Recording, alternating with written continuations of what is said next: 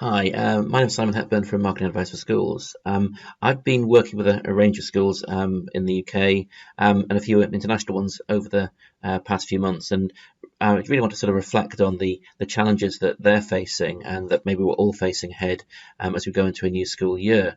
And hopefully this will be useful to you to as you sort of sit back and start analysing what you're going to do and how you're going to market your school and how you're going to communicate with parents over the next year and maybe beyond.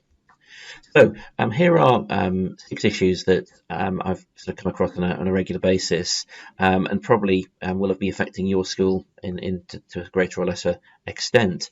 The first is demographic, and simply the fact that the birth rate is changing, and also people are moving in and out of your area. It's the biggest single impact on schools, despite everything else that marketers can try and do. If you don't have people with the right age living in the right area, it's very difficult to grow a school. So we'll talk about that, and in particular some issues that we'll be hitting over the next few years. The second is the economy. We've all heard about the cost of living crisis. It's all around us at the minute. That's going to be something we're going to have to think about in marketing terms, perhaps in terms of income generation, but also in terms of supporting people and thinking about how we look after the communities that we're part of. The third, COVID has affected us in many ways. One of them is that people got an insight into how schools can actually change their place. If you think about marketing and different ways of learning, and that could well affect us over the next few years as well as we come back from that. Equally, changing ways of communication. We've all been using webcams and so on in a different way. Parents and other stakeholders have also been doing that, and there are changes in social media and so on. How are we going to change the way we respond? A very England only one, multi-academy trusts. There's a new bit of legislation, schools bill, that's going to come through next year. How will that affect you and your school? And then finally, staffing, getting teachers but also support staff into schools is going to be a big issue, and I think more than ever it needs to be a marketing response rather than a sort of HR one, obviously working together with that. So looking at these things specifically, the first thing is demographics. The birth rate fell in the last few years, which means that there are going to be fewer children around. The population as a whole isn't changing much, but the actual numbers in this age range are changing, and that's going to affect, first of all, obviously primary schools or prep schools, and then secondary schools over time. So say in about 8 years' time, there's going to be 10% fewer children in that age group, and that's going to mean that obviously decisions have to be made about schools opening, closing, expanding, and so on.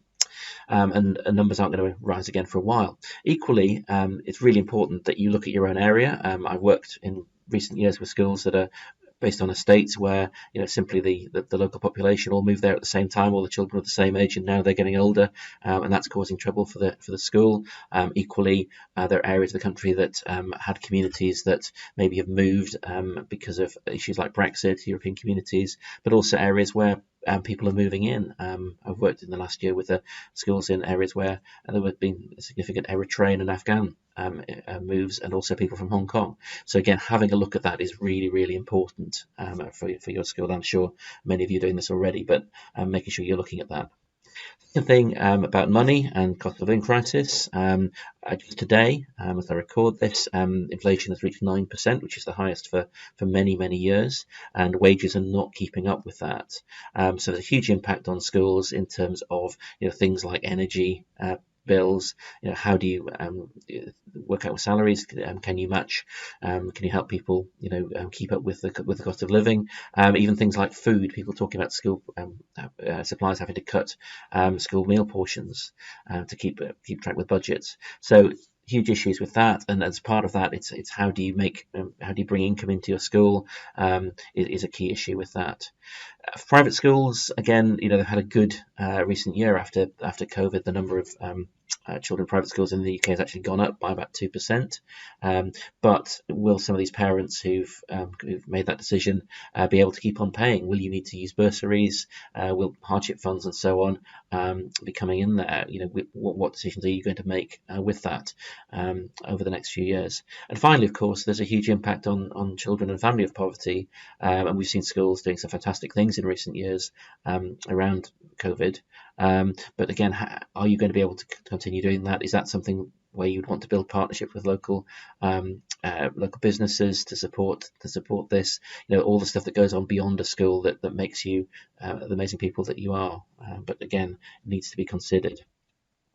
Third point, again, this is the changes. Do we even need schools? More and more people choosing home education. There are some really interesting online schools that have sort of jumped up during that existed before the pandemic, but have grown hugely in there. Even Eton College is doing that with its Eton X program, and Harrow School is following online. So lots of different opportunities for this, particularly with maybe older children, who may not want to go to school in a traditional way and get their education in this particular part. Similarly, some parents are taking advantage of global tutoring, having tutors in different countries. I know people myself who will work, tutor across different time zones, different parts of the day. Is that going to affect the way that people choose? Is that affecting your school? Is that something that people want from your school? And can you provide it? Ways of communication has changed. I know there's a lot of excitement about people going back to the office and meeting together, but equally some people have moved in ways that mean that they are mostly online. But again, against that, we've got issues like social media, some particular social media reaching their peak. Facebook has started sort of getting to a point where pretty much everyone who wants to use Facebook is using it, and so on. And we've got to think about, is that a good tool for communicating with younger parents? Making that change. Is it Instagram? Is it WhatsApp? What are you doing with your school? The second thing is video. Again, the graphic there. People are watching far more video online. I know, again, people watch less television. They consume on devices and so on. I'm doing this as a video. Why? Because the marketing evidence is that it's 7 times more watched than doing video, than writing an article or taking a photograph. We'll see. One of the things that I'm really excited about next year is School Media Team, which is a project to get students themselves involved in this. These are the TikTok, Instagram generation. These are people who know how video works, who will have to use video in their own working lives, and maybe something that your school could get them involved with as well. It's also a great way of reinventing the school magazine or the school. The school magazine, the school newsletter that people had in the past. Academies also changing. Again, this is something specific to England, but in the next year, there's going to be more pressure on academies to grow to at least 10 schools. A lot of the academies I work with are a bit smaller than that, so there aren't that many that are actually at this size already.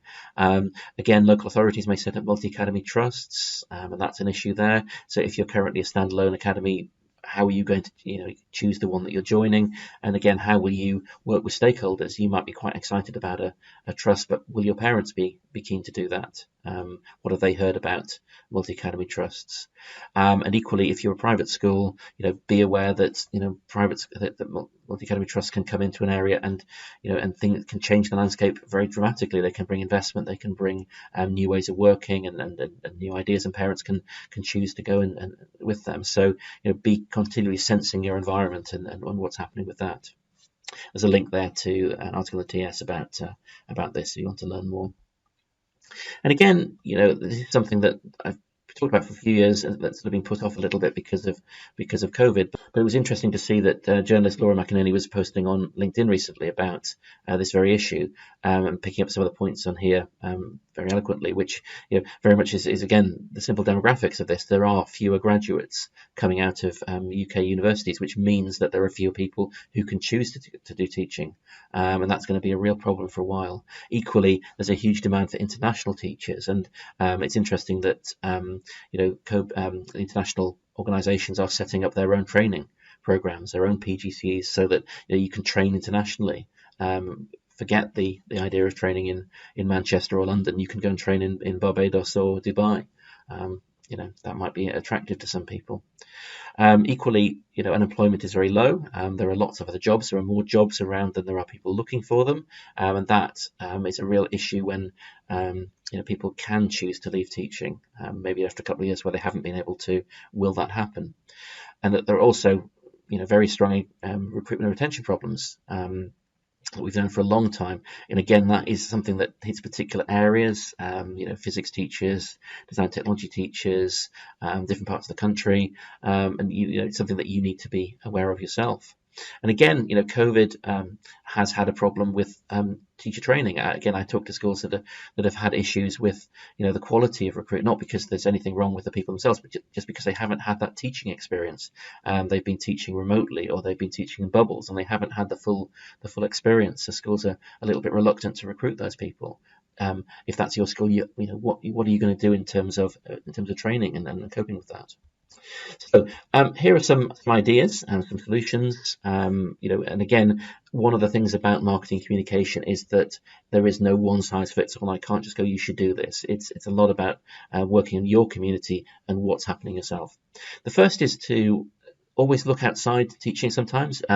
This is particularly relevant for recruitment. If you compare adverts for other professions to adverts for teachers, they're much more persuasive. They're much more about selling the job, about what opportunities they are. And I think that's something that schools really need to work on in order to recruit. Equally, issues like well-being will also help in that. But again, in terms of marketing your school to the community, look at different ways in which businesses are doing that. And look at the techniques they're using all the time, and try and see if you can apply them to what you're doing as a school.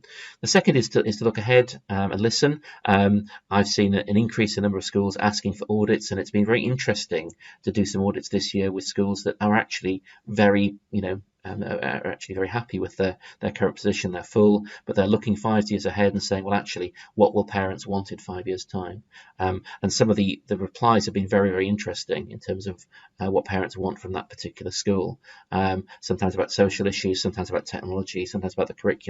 And again, by listening and making those changes, not only do you put your school in the right place, you also engage those stakeholders more with that.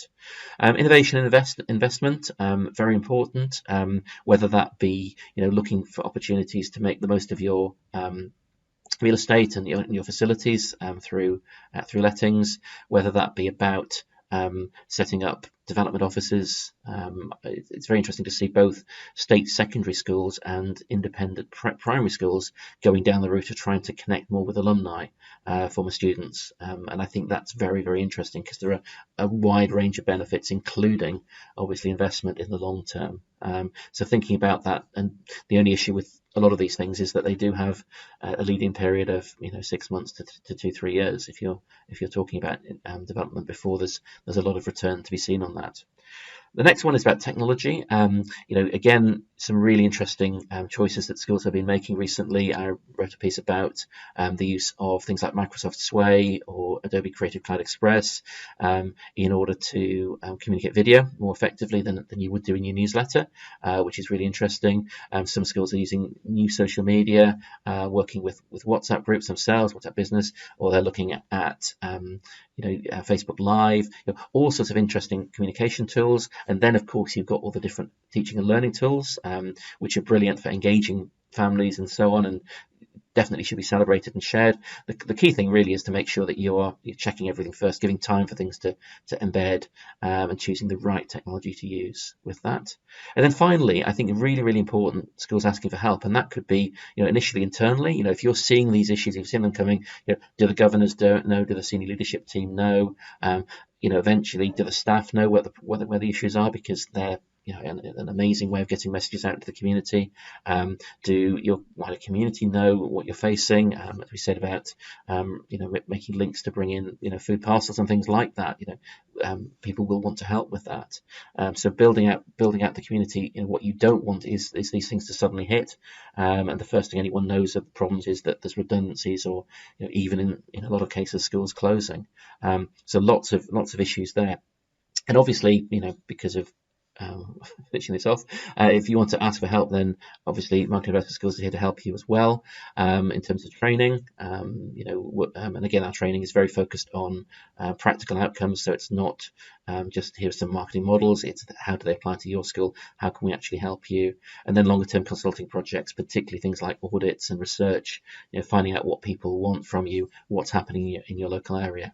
And again, using technology, we can be really flexible with that. So whether it's online, in person, hybrid, all sorts of ideas we can help you with.